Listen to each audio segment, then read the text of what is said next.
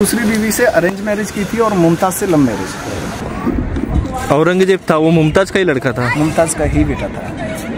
1612 में शादी हुआ था, लव मैरिज, और 1630 में जाके डेथ हुआ था। लाल पत्थर को फतेहपुर सिकरी से लेके आए हैं। वहाँ से मुमताज के साजा की डेड बॉडी को लाके मुमताज के बगल में ही दफनाया गया है। ताजमहल का जो मार्बल है, मार्बल का नाम है संगमरमर। ये मार्बल राजस्थान से लेके आए हैं, मकराना से। ताजमहल को अभी 25 चल रहा है ना, 2025।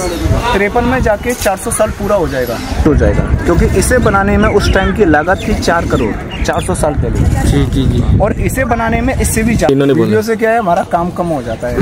पत्थर को छेनी हथौड़े से काट के गैप बना के कलर वाला पत्थर उसमें चिपकाया गया है, जैसे यहाँ से निकला हुआ है सर। इसी तरीके से पूरी कारीगरी की गई है। कोई भी कलर पेंटिंग नहीं है, बिल्डिंग के अंदर कलर का यूज नहीं किया गया है, सब पत्थर का ही यूज किया गया है।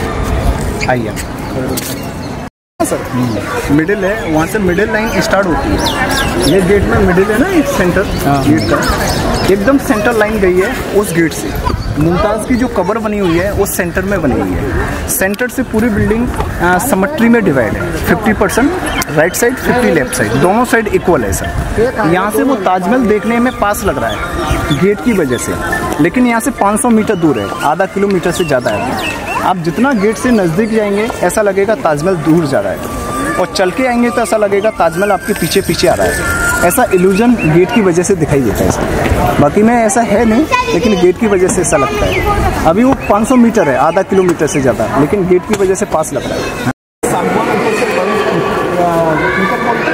उसका फर्क चढ़ा हुआ है ग्रास का, पकड़ के लेके जाएंगे। हमको बोलेंगे इन्होंने बोला। वीडियो से क्या है, हमारा काम कम हो जाता है। अरे तुमको मैं फेमस करूंगा।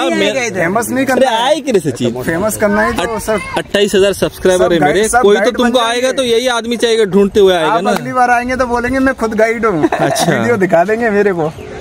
बीच में सर फव्वारे बने हैं ना। जी। वो जो फव्वारे हैं वो सेंट्रल लाइन में बनाए गए हैं, मिडिल में। वो फव्वारे पहले मुगल टाइम में उन्हें चलाने के लिए कोई लाइट, मोटर, मशीन कुछ भी नहीं होता था। पीछे नदी है, यमुना नदी है ताजमहल के बैक साइड में। यमुना नदी से पानी को खींचा जाता था, जैसे पुराने टाइम कुएं से पानी निकालते ना बैल के द्वारा, ऐसे मोट चला के। जी। ऐसे नदी से पानी को खींच के ये दोनों बिल्डिंग में वाटर स्टोर किया जाता था। पानी, ये जल महल है, वाटर टैंक।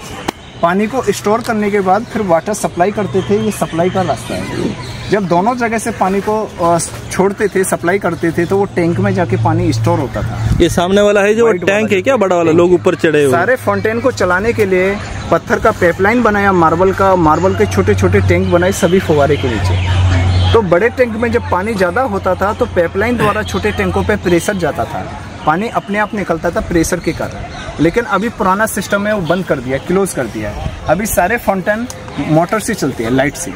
वो जो बिल्डिंग है वो लॉक कर दी गई है, और इधर बिल्डिंग में म्यूजियम शिफ्ट कर दिया है, ताज संग्रहालय सर। जी। ताजमहल का जो मार्बल है, मार्बल का नाम है संगमरमर। ये मार्बल राजस्थान से लेके आए हैं, मकराना से। यहाँ से 350 किलोमीटर का डिस्टेंस है। और जो रेड पत्थर है, रेड सन स्टोन, 40 किलोमीटर है, फतेहपुर सिकरी। लाल पत्थर को फतेहपुर सिकरी से लेके आए हैं। उस टाइम में व्हीकल्स नहीं होते थे, सारे पत्थर एनिमल्स की गाड़ियां बना के पत्थर को लाया जाता था। ऊंट गाड़ी, घोड़ा गाड़ी, बैलगाड़ी। कुछ जो किले हैं वो नदी के किनारे पे बनाए जाते हैं, किसी भी नदी के किनारे पे। तो ताजमहल है वो यमुना नदी के किनारे पे बनाया।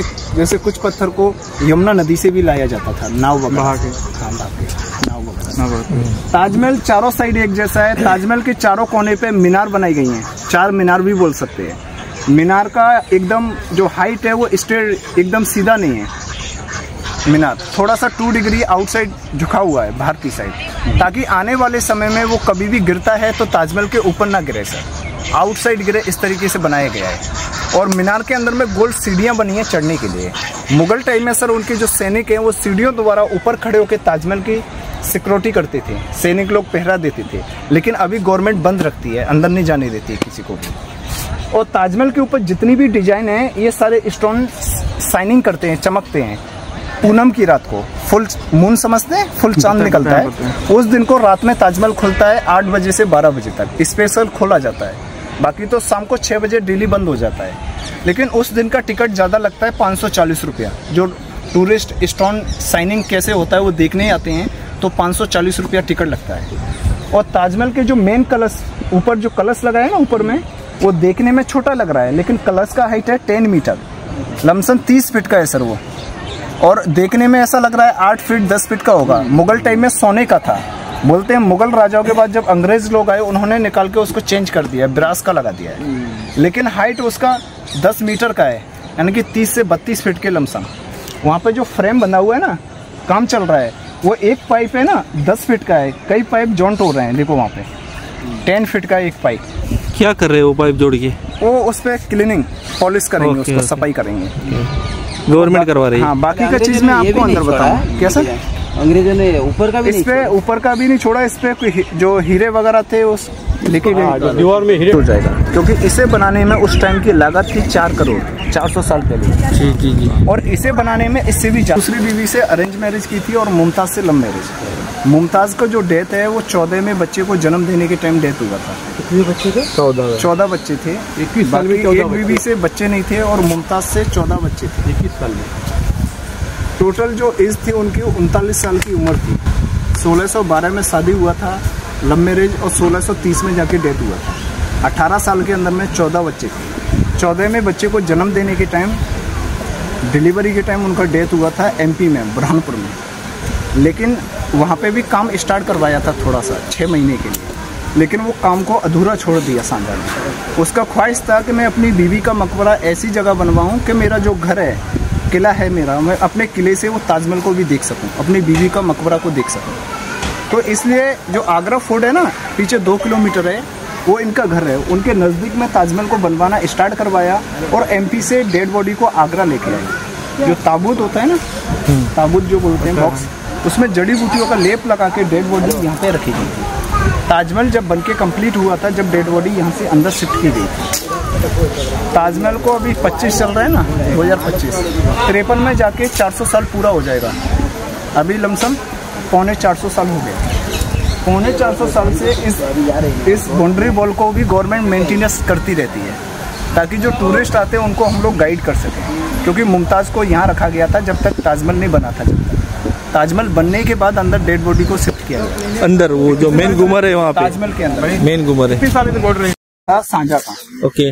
और दूसरे बेटे का नाम था शाह सुजा, और तीसरे का नाम था मुराद, 4th नंबर का था औरंगजेब। लेकिन औरंगजेब सबसे पूर्व राजा माना जाता है मुगल राजाओं में, क्योंकि औरंगजेब ने अपने राजा बनने के लिए जब 22 साल में ताजमहल कंप्लीट हुआ तो बड़े हो गए सब भाई, और झगड़ा होने लगा। औरंगजेब ने अपने भाइयों से झगड़ा किया और धारा सिको, सांझा की ख्वाहिश थी कि मेरा बड़ा बेटा ही राजा बने, धारा सिको। लेकिन औरंगजेब ने सभी भाइयों से फाइट की, उनको मार दिया। 1658 में अपने फादर को हाउस अरेस्ट करके वो खुद राजा बने। पीछे जो आगरा फोर्ट है ना, आगरा किला, वहाँ पे हाउस अरेस्ट किया था सांझा ने। हमने सुना है जो इंजीनियर था उसको ये पूरा होने के बाद मार दिए थे। कोई पता नहीं, वो अभी बताएंगे। इस बिल्डिंग को 7 मर्डर में 2 वजह से 1-2 बिल्डिंग याद ही नहीं सकता, इसलिए लोग ज्यादा पसंद करते हैं। दूसरा चीज है कि सेंट्रल लाइन है, उससे बराबर आधा डिवाइड किया। 400 साल पहले ना कोई मशीन थी, ना कोई सुविधाएं नहीं थी, फिर भी पूरी बिल्डिंग को बैलेंस में डिवाइड किया है। जैसे वो बीच में कलश लगा है ना, और इधर मस्जिद पे कलश है, मस्जिद का मेन गुम्बद पे, और उधर वो दूसरा बिल्डिंग है ना लाल वाला, बराबर है, उसका एक बैलेंस लाइन कलश, वहाँ से लाइन डाली है ना पंजाब वगैरह में। जी। जैसे पानी भर रहा था तो यहाँ पे पानी आ गया था, ताजमहल की जो है ना कचरा जमा हुआ ना, 5-5 फीट पानी नीचे लौट गया है। तो 5 फीट लेवल पे था, यानी कि ये बिल्डिंग से टच होके वो जो सामने गार्डन एरिया ना, पूरा फुल हो गया था। अभी कम हो गया सर, 4-5 फीट। ये सर नदी का नाम है यमुना नदी। इनका जो स्टार्टिंग है वो हिमालय से होता है, गंगोत्री। इनका जो संगम है वो प्रयागराज है ना, कुंभ का जो मेला लगा जी। वहाँ पे जाके संगम होता है तीनों नदियों का, गंगा, यमुना, सरस्वती। और ये नदी इधर से आ रही है, जैसे मथुरा वृंदावन है ना, मथुरा वृंदावन आगरा होते हुए ऐसे इधर में इधर जाके संगम होता है। पानी इतना खराब नहीं रहता है ये पानी, इससे भी ज़्यादा इसका यमुना नदी को एक दूसरा नाम दिया, कालिंदी नदी भी कहते हैं, बोलते ना जैसे भगवान का वो लगा कालियाना जब से। इस ताजमहल की जो परछाई है ना नदी में पड़ती थी तो उनको काला ताजमहल दिखाई देता था सांझा को। तो सांझा ने सोचा क्यों ना मैं अपने लिए भी एक ताजमहल बनवाऊं, काला ताजमहल। तो उन्होंने वहाँ पे वो काला ताजमहल बनवाना स्टार्ट किया था। सामने जो दिख रहा है वो काम चल रहा है, छोटा छोटा बाउंड्री, हाँ पे काम स्टार्ट करवाया था। नदी के सामने वहाँ पे काम स्टार्ट करवाया था, लेकिन औरंगजेब ने बोला कि आप दूसरा ताजमहल मत बनाइए, नहीं तो आने वाले टाइम में सारा खजाना ज़्यादा खर्चा आ रहा था। तो औरंगजेब ने अपने पिता से मना किया, शाहजहाँ से, कि दूसरा ताजमहल मत बनाइए आप।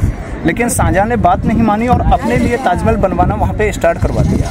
काम स्टार्ट होते ही उनके बीच झगड़ा होने लगा, तो औरंगजेब ने अपने पिता को वो आगरा किले में बंदी बना दिया 1658 में, और 8 साल तक अपने पिता को वहाँ कैद रखा और उनकी डेथ हो गई 8 साल बाद। उनकी ख्वाहिश थी कि मुझे ऐसी जेल में रखा जाए कि मैं वहाँ से ताजमहल को देख सकूँ। तो वहाँ से वो किले से ताजमहल को देखा करते थे, और देखते देखते 8 साल बाद उनका डेथ हो गया 1666 में आगरा किले में।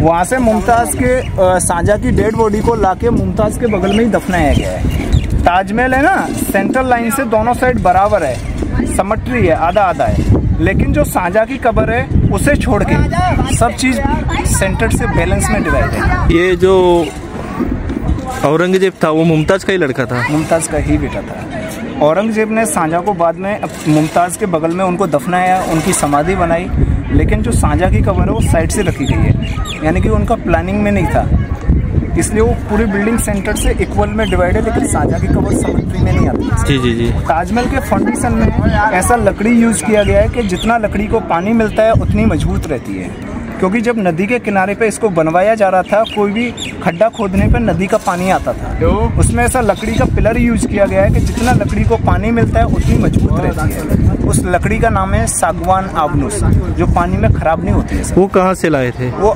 साउथ में चेन्नई और श्रीलंका समुद्री जो जगह है वहाँ से लेके आए हैं। आप गूगल में सर्च मारेंगे तो आबनूस नाम आएगा।